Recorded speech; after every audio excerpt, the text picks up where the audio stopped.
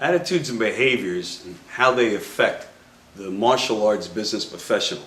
Hello, my name is Master Ron Tramontano. School owners market their schools in many different ways. Newspapers, flyers, television, and now social media. Facebook, YouTube, Google. In the early 1990s, management companies began to show up on the martial arts scene. Companies like Educational Funding, United Professionals, became the newfound leaders of an industry that quickly began to elevate the martial arts schools to new and exciting levels. About now, we should reflect on exactly how these management companies were able to succeed when before martial arts was just something we all did in our spare time. The buzz in the martial arts community was making a living by teaching martial arts full-time.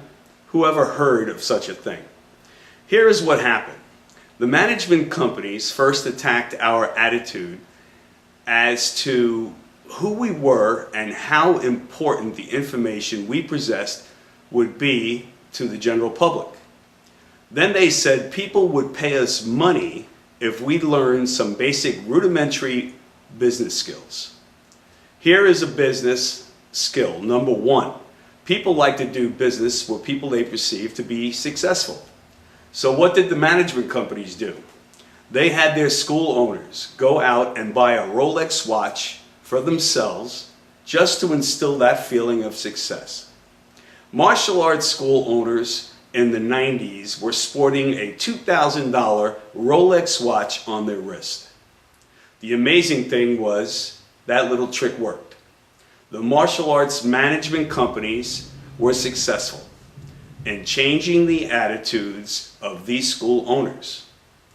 Almost overnight, owners were dressing different, talking different, their schools looked better, neater, cleaner, and had gotten bigger in square footage. They were doing one more thing. They were advertising. Community leaders started looking at these martial arts school owners differently. All of a sudden, our programs started to show up all over in schools, aftercare programs, almost on every corner. Martial arts schools started to pop up. Why? What was happening? There had to be something else that could account for all of the sudden changes we were seeing. It turns out feelings of being successful had changed school owners and martial artists' behavior. If you had a martial arts background, why not open your own school, your own business? Okay, you say. So what does this all have to do with me? Here's the point.